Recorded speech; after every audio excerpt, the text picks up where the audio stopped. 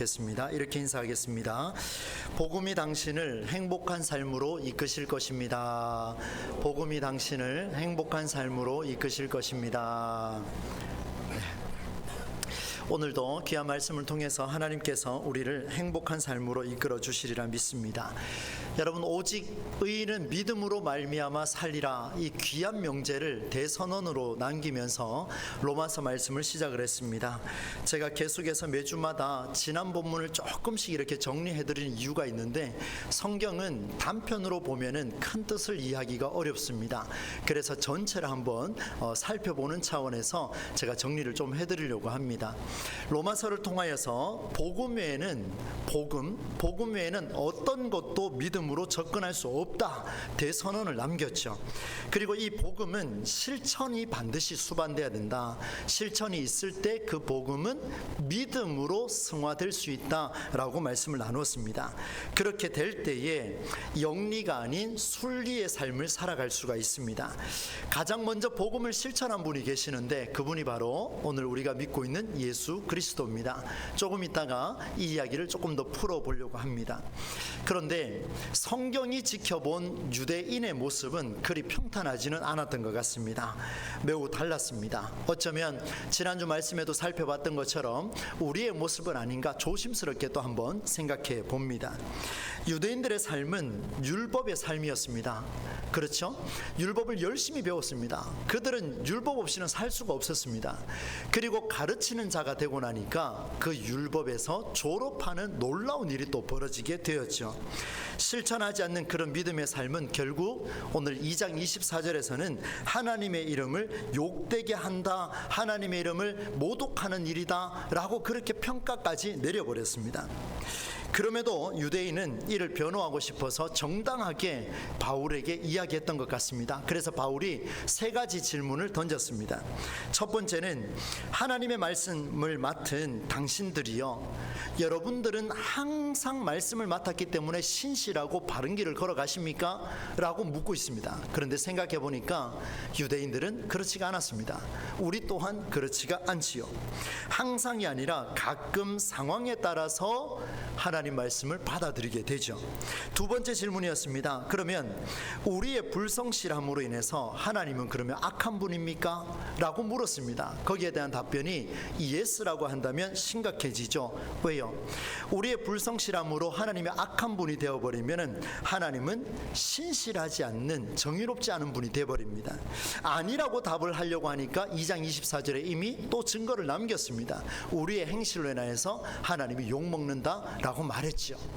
그리고 세 번째 질문이었습니다. 그럼 반대로 나의 이 불성실함이 하나님의 공의로움을 나타내는 놀라운 증거가 되지 않습니까? 내가 죄를 많이 짓게 되면 하나님 이곳에 더 강하게 임재하지 않습니까? 유대인들이 이렇게 말하더라는 겁니다. 그래서 이 바울이 이렇게 반증했습니다. 여러분, 만약에 이 명제가 옳다면 오늘 저와 여러분은 지금부터 온갖 욕설과 비난과 비난거리를 입에 담아야 하고 나가서 무조건 죄를 지어야 됩니다. 왜요? 하나님의 강력한 공의로우심이 우리의 죄로 인해서 더 확실하게 드러나기 때문에 그렇다. 여러분, 말이 안 되지 않습니까? 그래서 이 말씀을 지난주에 적용을 이렇게 했습니다.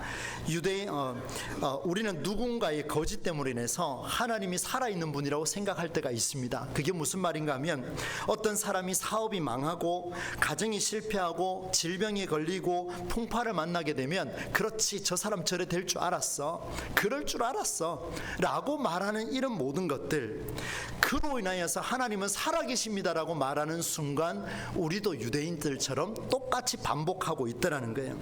무슨 말입니까? 동일한 사건 앞에서 누군가에게는 그것이 하나님의 뜻이 될 수 있지만 또 누군가에게는 그것이 신이 내린 재앙이 될 수 있습니다. 그래서 지난주에 대형 사건을 한번 여러분에게 예를 들어 드렸습니다. 큰 사고가 일어났을 때 그 순간에 죽은 사람들 가운데에도 하나님을 믿는 자가 있고, 그 속에서 간간히 살아나온 자들도 하나님을 믿는 자가 있습니다. 어느 것이 하나님 뜻입니까? 우리는 판단할 수가 없습니다. 그래서 나를 미워하는 자는 저주를 받았다 이렇게 말할 수가 없다라고 말씀을 드렸죠. 모든 사람은 죄인이고 모든 사람은 은혜를 힘입어야 한다. 그래서 우리는 모든 사람을 대상으로 해서 우리가 손가락질할 것이 아니라 그를 위해서 우리가 무엇을 할 수 있을까 함께 고민하자, 이렇게 결론을 내렸고 지난 한 주간을 살았습니다.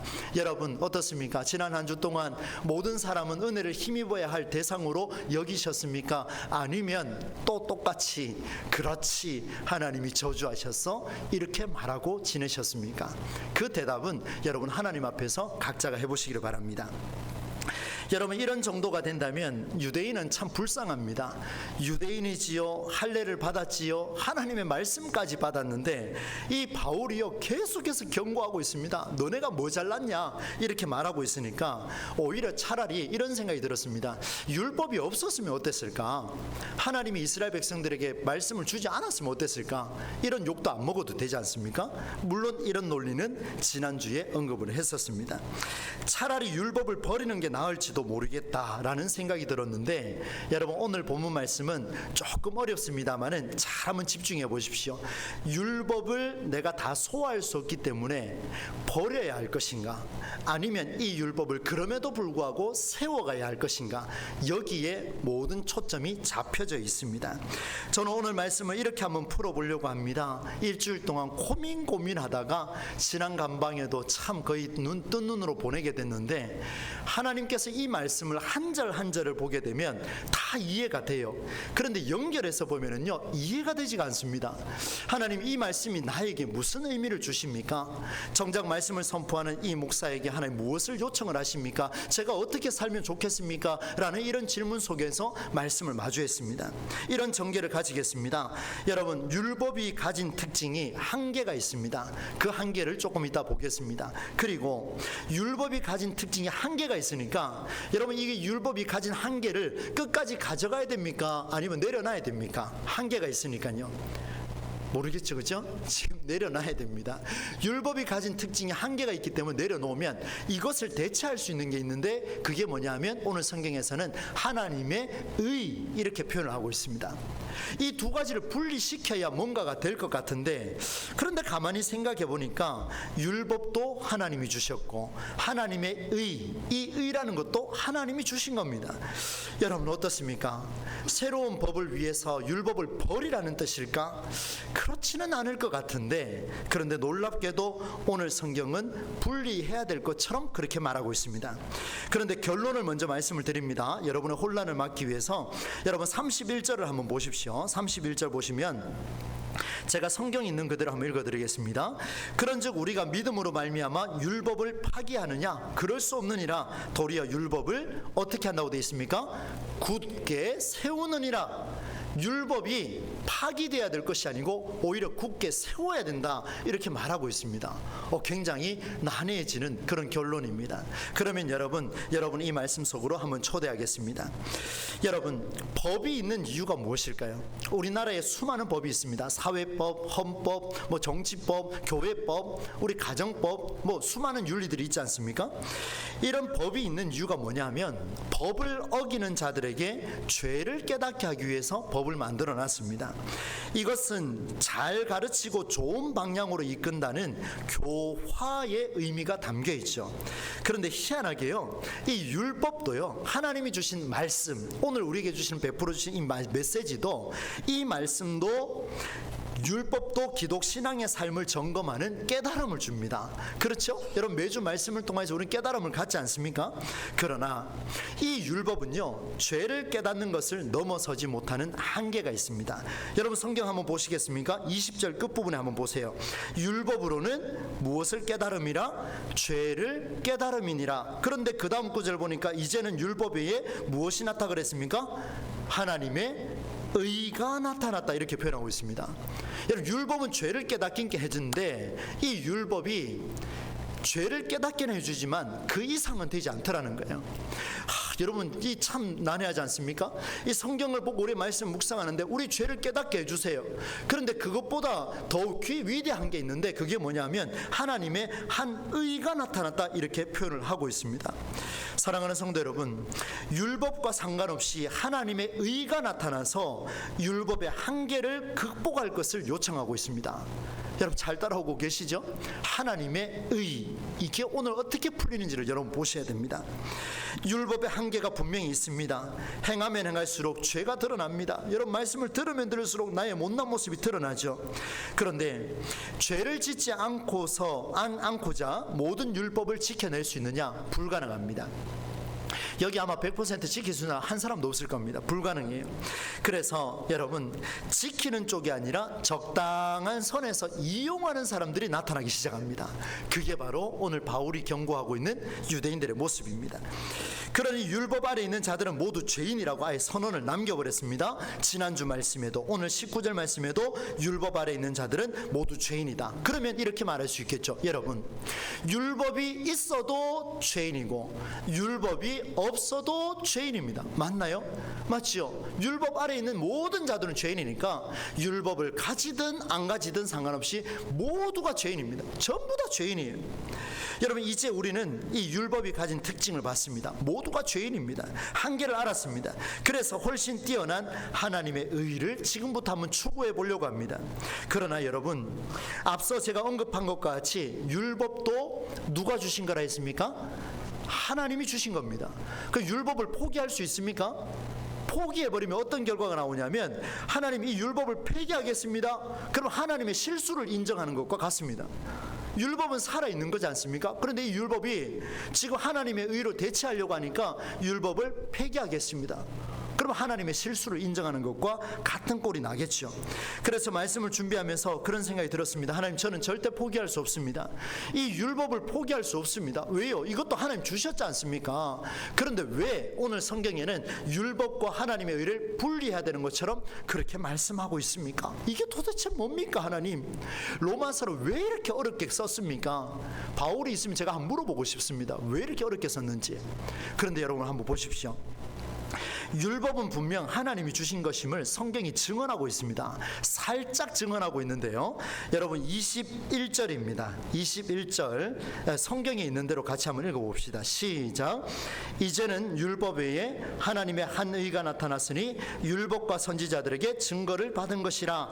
하나님의 한 의가 율법 외에 나타났습니다. 그런데 선지자들에게 증거를 받은 것은 맞습니다. 예언자들이 많이 선포했죠. 오늘 저와 같은 목사들도 많이 선포합니다. 그런데 하나님의 한 의가 나타났는데요. 아직 뭔지는 모르지만 그 의가 나타났는데 이것을 누가 증거했다고 되어 있습니까? 선지자들과 또 누가 증거했다고 되어 있습니까? 율법이 증거했다 이렇게 하고 있습니다. 여러분 보십시오. 율법과 하나님의 의를 분리해야 되는 것처럼 말하고 있었는데 그런데 성경은 뭐라고 이야기하냐면 이제는 하나님 그 율법이 하나님의 한 의가 나타났는데도 불구하고 이 율법이 하나님의 의를 이미 증거했다라는 거예요. 그 증거했던 것을 폐기시키면 이 증거가 살아남습니까? 아니면 없습니까? 없어져 버리지 않습니까? 그래서 여러분 율법은 버릴 수가 없습니다. 오늘 매주 선포되는 이 메시지는요, 말씀은 버릴 수가 없습니다. 하나님의 말씀은 절대로 버릴 수가 없습니다. 그렇다면 이제 여러분 우리의 삶으로 한번 접근을 해 보려고 합니다.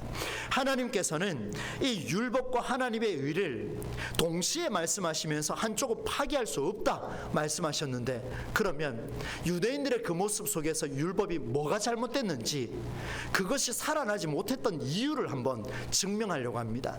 하나님께서요 오늘 놀라운 방법으로 증명하는데 그동안 유대인들이 단 한 번도 생각해보지 못했던 방법입니다. 우리는 믿음을 갖고 있기 때문에 이미 알고 있습니다. 그러나 유대인들의 입장을 한번 생각해 보십시오. 전혀 생각지도 못했던 방법이었습니다. 그 말씀이 23절로 26절까지 나오는데요. 이것이 하나님의 증명 방법입니다. 여러분 23절과 24절을 한번 보십시오. 모든 사람이 죄를 범하였으며 하나님의 영광에 이르지 못하더니 그리스도 예수 안에 있는 속량으로 말미암아 하나님의 은혜로 값없이 의롭다 하심을 얻은 자 되었느니라. 이 말씀을 세 번역으로 제가 한번 읽어드리겠습니다. 한번 들어보십시오. 모든 사람이 죄를 범하였습니다. 그래서 사람은 하나님의 영광에 못 미치는 처지에 놓여 있습니다.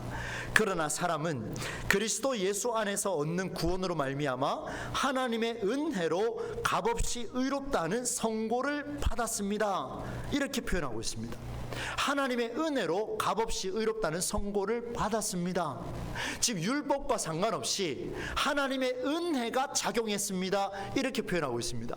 율법이 당신들을 살려낸 게 아니고요, 하나님의 한 의가 나타나서 당신들을 살렸다, 오늘 저와 여러분을 살렸다, 예수의 피로 살렸다, 이렇게 표현하고 있는데, 이것이 하나님의 의라고 오늘 성경은 기록을 하고 있습니다. 하나님의 증명 방법입니다. 여러분 한번 집중해 보십시오. 유대인들과 오늘 우리는요, 율법을 바르게 이해하지 않고 그것을 행하지 않은 결과 율법이 죽은 게 아닌가 이렇게 말할 때가 많습니다. 율법이 힘이 없는 게 아닌가? 여러분 그런 적 없습니까? 하나님 말씀을 받고 한 주를 살려고 결단하며 나갑니다. 주여 이번 주는 살아내겠습니다, 반드시 이루어질 줄로 믿습니다 하고 나갔는데 됩니까 안 됩니까? 다 되시는 것 같아요. 안 되는 경우가 더 많지 않습니까? 우리 그렇게 고백하지 않습니까? 그런데 한번 보십시오. 안 된다 안 된다라고 이렇게 말하는 이런 상황 속에 예수님은, 하나님은 전혀 생각지도 못했던 방법을 주셨습니다. 그러니까 어떻게 해주셨냐면 독생자 예수를 화목제물로 사용하셨습니다. 25절 말씀에 그렇게 기록하죠. 하나님은 이 독생자 예수를 화목제물로 사용하시면서 율법이 살아있음을 나타내 보여주셨습니다. 이것을 가리켜서 하나님의 방법, 하나님의 의로움, 하나님의 의, 이렇게 말할 수 있습니다. 우리 동부제일교회 성도 여러분, 우리는 나가서 이제 누가 하나님의 의가 뭐라고 물으면은 우리 이렇게 말할 수 있습니다.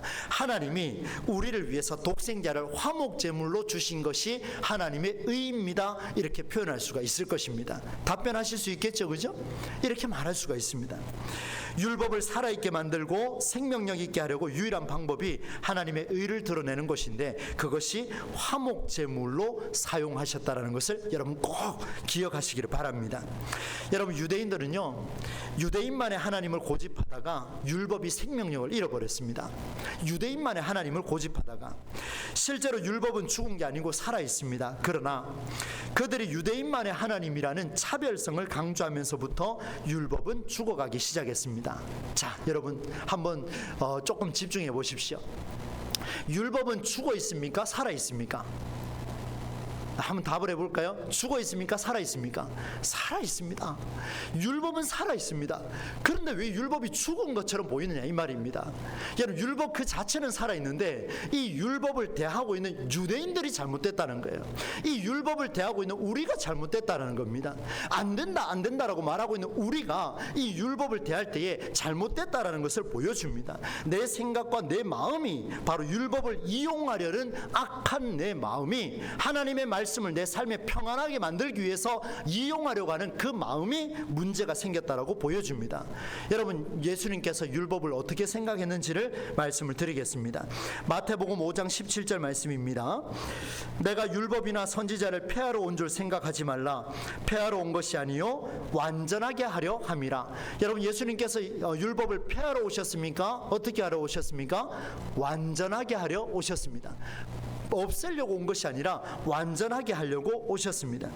하나님이 주신 율법은 파기할 대상이 아니라 완전하게 할 대상입니다. 그러면 어떻게 할 때 율법이 파기되지 않고 율법이 완전하게 될 수 있을까? 잘 한번 보십시오. 그 율법을 주신 분의 마음을 이해해야 합니다. 여러분 우리는 많은 법을 우리 생활에 누리고 있습니다. 어떤 규정을 가지고 법을 가지고 이렇게 살아가고 있지만 누가 어떻게 왜 그 법을 만들었는지를 생각하지 못하면 그 법을 곡해할 가능성이 매우 높습니다. 처음 율법이 왜 만들어졌는지를 우리는 끊임없이 물어야 합니다. 율법을 주신 이유를 명확하게 이해해야 합니다. 그리고 그것이 이해되었으면 믿으라라고 오늘 성경은 27절 말씀 속에 마지막에 무엇으로 된다고 되어 있습니까? 오직 무슨 법입니까? 믿음의 법으로 된다, 이렇게 말씀하고 있습니다. 율법을 주신 분의 마음을 이해하고 그것을 믿으라 말씀하고 있습니다. 여러분의 이해를 돕기 위해서 하나 예를 좀 들려고 합니다. 여러분 최근에 지난 2주 동안에 가슴 아픈 일이 있었습니다. 초등학교에 한 8살짜리 우리 여자아이가 선생님의 말할 수 없는 그 환경 때문에 그 아이가 생명을 잃었습니다. 이것으로 인해서 급하게 지금 법을 제정하려고 움직이는데 그 법 이름이 무엇인지 아십니까? 잘 아시죠? 하늘의 법입니다. 여러분, 하늘의 법을 만들어야 되는, 저는 이 법이든 저 법이든 지금 그게 중요한 게 아닙니다. 어떤 법을 제정을 할 때에, 율법을 제정할 때에, 우리 교회가 누려야 할 교회 법을 제정할 때에 여러분, 그 법이 왜 만들어졌는지를 알아야 됩니다. 왜 만들려고 하는지를 알아야 됩니다. 지금 매스컴에서 난리가 났습니다. 지금 한 생명이 무고하게 죽어버렸는데 이 법을 가지고 교권이 침해당했다, 이 법을 가지고 지금 학교가 위험하다, 양쪽에서 팽팽합니다. 여러분, 지금 그 법을 만든 이유가 무엇입니까? 생명을 살리기 위해 만드는 법 아닙니까? 그러면 하늘의 법이든 누구 법이든 상관없이 그 아이가 다시는 이런 일을 범하지 아니하도록 그렇게 만들어야 되는데, 이 법을 가지고 이렇게 해석하고 저렇게 해석하고 지금 분쟁을 하고 있는 이 모습이 누구의 모습이냐면 바로 지금 바울이 경고하고 있는 유대인들의 모습이었습니다. 사랑하는 성도 여러분, 오늘 우리도 교회 법을 갖고 있습니다. 오늘 우리도 율법을 갖고 있습니다. 우리에게 수많은 법이 적용이 될 것입니다. 그런데 그 법이 왜 만들어졌는지를 모르면 우리는 유대인들처럼 이거는 교권 침해다, 이것은 학교의 침해다, 이런 걸 가지고 지금 분쟁할 수밖에 없다라는 것을 보여줍니다. 사랑하는 성도 여러분, 오늘 로마서 3장은 굉장히 어렵습니다. 저도 정말 힘들게 이 자리에 섰습니다. 그러나 한 가지는 명확합니다. 우리에게 주어진 율법은 반드시 하나님의 의로 드러나야 된다는 것을 말씀해 주고 있습니다. 그렇게 하기 위해서는 이 율법이 왜 만들어졌는지를 알아야 한다는 것을 보여주게 되죠. 오늘 우리는 열심히 기도합니다. 이 땅에 공의와 정의가 살아있게 해달라고 정말 간절하게 기도합니다. 여러분, 대표로 기도하시는 분들, 저도 그렇게 기도하고 있습니다. 하나님, 이 땅에 하나님의 공의를 세워 주시옵소서 라고 말하고 있습니다. 이 말을 다른 말로 바꾸면, 하나님, 이 땅에 하나님의 법을 제정하여 주시옵소서. 저 악한 영들은 다 떠나게 하시고 하나님의 법을 제정하셔서 가정도 평안하게 하시고 이 나라 인민족도 평안하게 하시고 하나님의 법을 제정하여 주시옵소서. 우리 그렇게 기도하지 않습니까? 그렇게 하지 않습니까? 우리 절대적으로 필요합니다. 그런데 여러분, 이스라엘 백성들을 향한 하나님의 마음을 선포했던 아모스 선지자의 말을 여러분에게 들려드리겠습니다. 아모스 5장 24절 말씀입니다. 오직 정의를 물같이 공의를 마르지 않는 강같이 흐르게 할지어다. 한 번 더 선포하겠습니다. 오직 정의를 물같이 공의를 마르지 않는 강같이 흐르게 할지어다. 할렐루야. 여러분, 절대적으로 필요해요. 그런데 여러분, 이 메시지 잘 보십시오. 지금 아모스가 하고 싶은 말을 전한 겁니까? 아니면 이스라엘 백성들이 지금 하나님 앞에 기도하며 하나님, 이 땅에 정의를 물같이 공의를 마르지 않는 강같이 흐르게 하여 주시옵소서, 이렇게 기도한 겁니까? 아니지 않습니까? 누구의 말입니까? 누구의 말이에요? 하나님의 말씀입니다. 하나님은 우리에게 명하신 말씀이에요. 이 땅에 정의를 물같이, 이 땅에 공의를 마르지 않는 강같이 흐르게 할지어다. 누가 하라는 얘기입니까? 우리 보고 하라는 얘기예요. 사랑하는 성도 여러분, 우리는 기도만 하고 뒤돌아설 때가 참 많습니다. 우리는 말씀을 듣고 나가서 우리 가정이 평안할 줄 알고 있습니다. 우리는 말씀을 듣고 나가면 이 나라가 그렇게 형통할 줄 알고 있습니다. 우리는 말씀을 듣고 기도하고 안수받고 나가면 사업이 형통할 줄 알고 있습니다. 그러나 하나님 분명히 말씀하셨습니다. 오직 정의를 물같이 공의를 마르지 않는 강같이 흐르게 할지어다. 우리 보고 하는 이야기입니다. 여러분의 가정이 평안하기를 원합니까? 주의 음성을 들으십시오. 여러분의 사업이 더 번창하기를 원하십니까? 주의 음성을 들으십시오. 누가 해야 되느냐? 내가 해야 돼요. 하나님 지금 말씀하십니다. 사랑하는 성도 여러분, 하나님의 의는 화목제물에서 시작됐다 말씀하셨습니다. 누가 하셨습니까? 이 땅을 살리기 위해 누가 하셨습니까? 이 땅에 공의를 만들어가기 위해 하나님의 법을 제정하셨는데 독생자 예수 그리스도를 화목제물로 바치는 법을 제정하셨습니다. 여러분은 어떻습니까? 여러분이 거한 이 교회 공동체와 여러분의 사업체와 여러분이 거하는 모든 가정과 그 모든 삶 속에서 우리는 어떤 법을 제정하고 있습니까? 하나님이 하십시오 이러고 멈출 겁니까? 아니지 않습니까? 하나님이 하시는 것은 좋습니다. 그러나 하나님이 우리에게 명령하셔야 돼요. 우리가 하나님 앞에 명령하는 게 아니라 하나님이 우리에게 명령하셔야 됩니다. 사랑하는 성도 여러분, 하나님의 의는 화목제물에서 시작됐습니다. 화목제물로 바쳤던 그 순간 하나님의 의는 출발했고 꽃이 피었고 그것을 믿고 살아내는 모든 사람들에게 율법이 살아있음을 증명해 내셨습니다. 오늘 우리는 율법을 받았습니다. 오늘도 주의 말씀을 받았습니다. 사랑하는 여러분, 이 시대 누가 그 일을 감당할까요? 저와 여러분이 합시다. 그것이 기도가 될 수도 있고요, 그것이 권면이 될 수도 있고요, 그것이 사랑일 수도 있고요, 그것이 한번 품에 안아주는 것일 수도 있습니다. 그것이 똑같은 논쟁 속에 논쟁에 동참하지 않고 그 아이를 위해 한 번 더 기도하는 것일 수 있습니다. 이 나라 이민족 가운데 동서가 분열되어 있는 이 모습을 보며 색깔론을 이야기하는 게 아니라 그 속에서 살아계신 하나님께서 이 땅을 위해서 정의를 행하실 텐데, 오늘 저는 할 수 있는 게 없어서 이 나라 이민족을 위해 기도하겠습니다. 주여 주여, 이 기도를 사용하셔서 이 공의를 나타내 주시옵소서. 이게 우리가 사명이 아니겠습니까? 오늘 주님께서 우리에게 말씀하고 있습니다. 31절 말씀입니다. 여러분, 세 번역으로 우리가 함께 결론으로 읽어보도록 하겠습니다. 함께 읽습니다. 시작. 그러면 믿음으로 말미암아 우리가 율법을 폐합니까? 그럴 수 없습니다. 도리어 율법을 굳게 세웁니다. 하나님께서 화목제물로 바쳤던 그 출발점, 오늘 우리에게 명하셨습니다. 화목제물이 되라. 가는 곳곳마다 화목제물이 되는 그 순간 너희가 보는 그 율법은 믿음으로 승화될지어다. 이렇게 말씀하고 있습니다. 얼마나 놀랍습니까? 이렇게 어려운 본문이 오늘 우리에게는 가슴을 찌르는 본문이 되었습니다. 오늘 우리의 삶을 통하여, 저와 여러분의 이 삶을 통하여 율법을 파기하는 자들이 아니라 오히려 율법을 율법으로 아름답게 세워나가는 화목제물로서 여러분의 삶을 형통하게, 어쩌면 공의를 세워나가는 우리의 모습이 되실 수 있기를 우리 주 예수님의 이름으로 간절히 축원합니다. 하나님 아버지, 하나님께서 허락하신 말씀을 받을 때마다 우리는 율법으로 받습니다. 그러나 그 율법이 우리가 어떻게 대하느냐에 따라서 파기할 대상이 될 때도 많았습니다. 오늘 하나님께서 우리에게 중요한 과정을 주셨습니다. 하나님이 직접 이 세상을 살리고자 화목제물로 독생자를 바치는 법을 제정하셨습니다. 오늘 우리가 이 시대에 화목제물이 되게 하여 주옵소서. 가정의 화목제물이 되게 하여 주옵소서. 교회 공동체의 화목제물이 되게 하여 주옵소서. 그리하여 율법을 파기할 것이 아니라 율법을 굳건하게 세워나가는 하나님의 말씀이 살아있음을 증언해내는 우리 동부제일교회 모든 성도들이 될 수 있도록 역사하여 주옵소서. 예수님의 이름으로 축복하며 기도드리옵나이다. 아멘. 찬송가 259장 주신 말씀 생각하며 함께 고백하겠습니다.